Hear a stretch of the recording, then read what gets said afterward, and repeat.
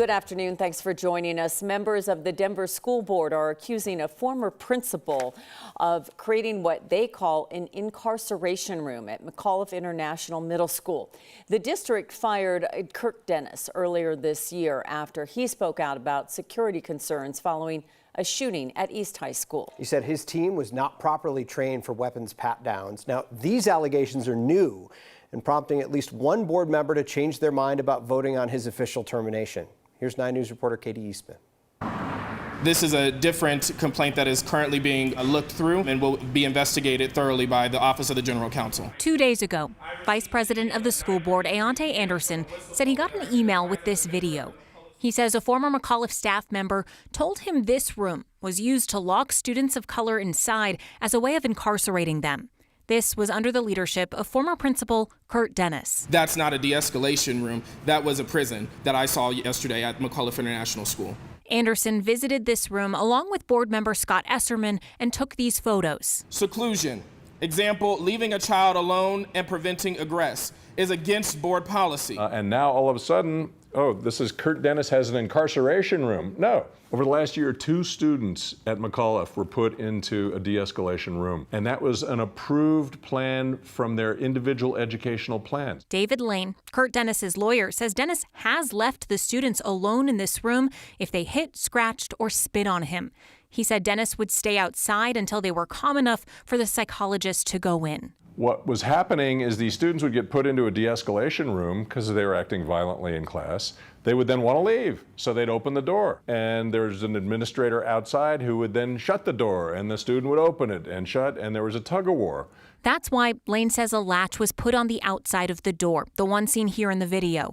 But Lane said the latch was used once and then never again because the psychologist worried they would be stuck inside with the student. These are violent students, regardless of their race. But DPS board members say it's all about race and systemic oppression. The whistleblower says clearly this is students of color who were placed into this environment. The district does have best practices when it comes to a de-escalation room, and they said McAuliffe's inadequate construction of the space may have presented an unsafe de-escalation environment. Now, the board has not shared how often this room was used and which students were put in there. Anderson said he will now vote to terminate Kirk Dennis after learning of this room. David Lane plans on filing a lawsuit against Superintendent Alex Marrero and any board members who vote in favor of officially terminating Dennis. A lot going on and a lot of allegations being thrown each way. Yeah. Got to sort them all out. Katie Eastman. Just as school is about to start. Yeah, right. Yeah, it's just a lot. All right. Thank you, Katie. Well, some thick clouds above downtown, but no rain yet. However, thunderstorms are causing some delays at DIA. Kathy, they've been really familiar with that. And in fact, I don't know what is a good time of day to fly because we've had storms in the evening, we've had storms in late afternoon. I mean, it's a lot. Yes, the scattered strong storms today are starting quicker and will be out quicker. But if you're trying to get in or out of DIA anytime soon, that's going to be a problem. There's a severe thunderstorm warning for about another 13 minutes. There's a cell right over the terminal, and that cell has a history of dropping 1-inch diameter hail, heavy flooding rain, and damaging wind. So the clouds that we're seeing, I mean, they are beautiful to look at. And the start of the evening drive, we're fine here in downtown Denver. Temperatures have cooled back thanks to the cloud cover, 74 here in the city as compared to 92 in Pueblo and 91 in Grand Junction. Severe thunderstorm watch covers eastern Colorado all the way through 9 o'clock tonight. Denver is not included. We have a lot of lightning with storms that are tracking from the southwest toward the northeast. But let's zoom in on Denver because there's not one but 2 severe cells, one right over Brighton and Thornton, the other one over DIA. Again, some of the storm reports coming in, and now a 3rd severe thunderstorm warning over Kiowa. And again, hail is something we're seeing with these storms, a signature of not only heavy rain, an inch of rain in less than an hour's time and damaging wind, but quite a bit of lightning around the area, especially right over the terminals of DIA there, and also some brief heavy rainfall. So this severe thunderstorm over DIA until 4:15. This one also until 4:15. It's severe over Brighton, Lock Bowie, and Thornton, tracking toward the east. Again, some of the hail reports coming in, 1-inch diameter hail in Aurora and also in the North Glen area. We do have the area of eastern Colorado in that, well, kind of enhanced range for potential for hail, but we're seeing those storms here in Denver as well, even though we're just in that marginal threat. Storms move really quickly. Look, between now and 6, they're already off to the east of us. By 6 o'clock, things really start to settle down by 8 o'clock and kind of a quiet evening after that. So they're very vigorous, but they're going to be quick movers. And that means that once these storms roll through, we have a comfortable evening ahead with temperatures in the 70s. Coming up in Maine weather, we'll check the radar again. More severe weather possible for some areas later tonight. And we'll talk about a weekend cooling trend. So something for everybody in the extended forecast just ahead.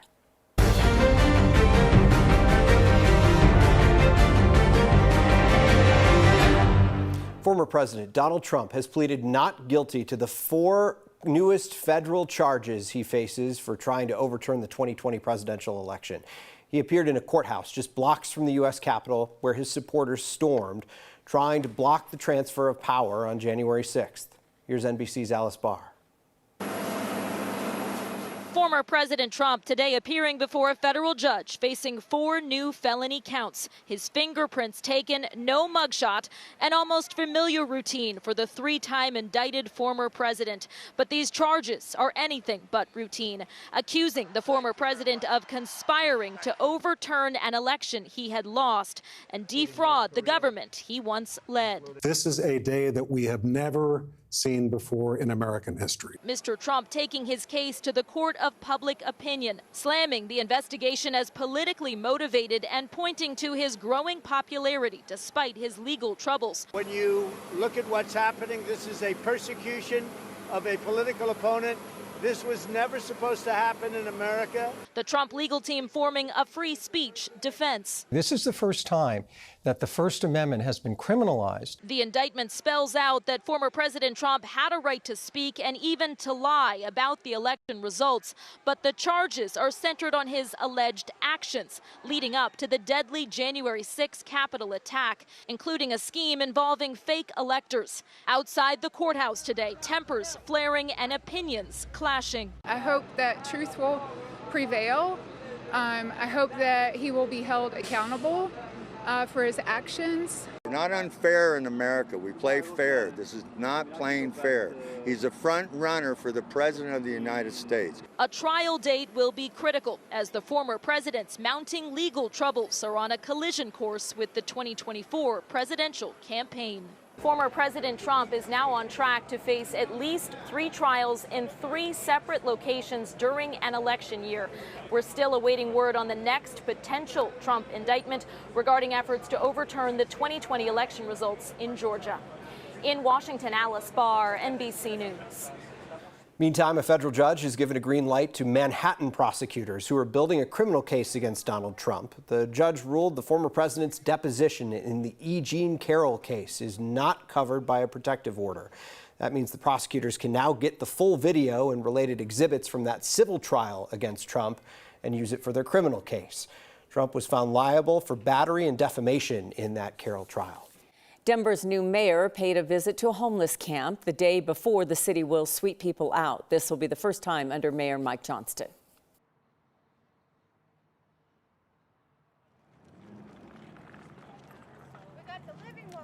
Denver.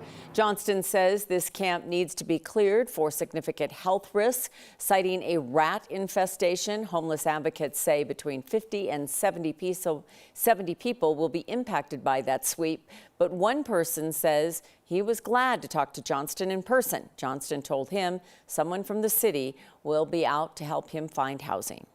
I just personally, I felt without anything, just on my own, that he was being sincere. And that's what I told my old lady the other day, because she don't buy it. And I'm like, give the guy a chance. I can't. Maybe he's stepping into a hard role there. And so, but we don't know. We've been let down a lot of times, man. The sweep is expected to take place early tomorrow morning. Arvada police say they've arrested 3 suspects accused of shooting 3 homeless people outside a 7-Eleven last week. Police say 2 men shoplifted from that 7-Eleven off of Ralston and Wadsworth near Old Town Arvada last Friday. Police say that homeless people outside of the store then confronted those people. After some sort of fight, police say that the suspects pulled away and fired at the group outside.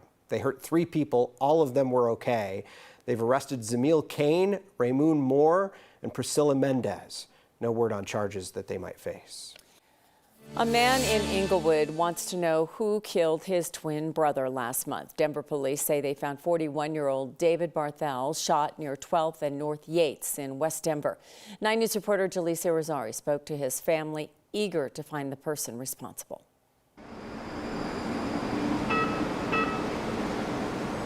A worn flyer is all that's left to remind people of a homicide that happened less than a month ago, because the intersection of 12th and Yates is just as quiet as the case. No, there's no reason. Michael Barthel isn't looking for why, but rather who killed his twin brother David. He was an individual who was one of a kind and loved by many, and is still loved by many. And just to have some kind of closure on this will help me to rest better at night. Just before 2:30 a.m. on July 9th, Denver police say they responded to a shooting near 12th and North Yates. Authorities found David, who police say was shot at least once. David was known as a calm person who was always there to brighten someone's day. Always good times, good laughs. A few weeks after his death, police released photos of someone they believe is a suspect. The images appear to be taken from a surveillance video. A light rail stop is just a few yards away from the area police say the shooting took place. I can't sleep at night knowing this. He's just walking around and it's just like that. And there's got to be somebody out there that knows something. Michael says he's canvassed the area with hundreds of flyers looking for the suspect. While it appears many have been ripped down, it does not tear away his motivation to find out who did this to his brother. We'll keep printing them out and we'll keep putting them up. They can take them down. But it's not going to stop till we do see justice. Michael says he does not believe his brother knew the suspect. Denver police say no arrests have been made and say they're still investigating the circumstances of the shooting. Kim. So hard for those families, just wondering every single day, could be this be the day that we find out something. Exactly, and it's even more heartbreaking that they don't know who it is. You know, he says he sometimes gets worried even going out at night. He's like, who knows, it could be me next. He's obviously incredibly worried about just the circumstances around this situation. Scary. All right, thank you, Jaleesa. Denver police are searching for the person who shot and killed a man on Race Street near 17th, just blocks from City Park. This shooting happened about 6:30 this morning. The victim was alive when officers arrived, but later died at the hospital. If you have any information, DPD would love to hear from you.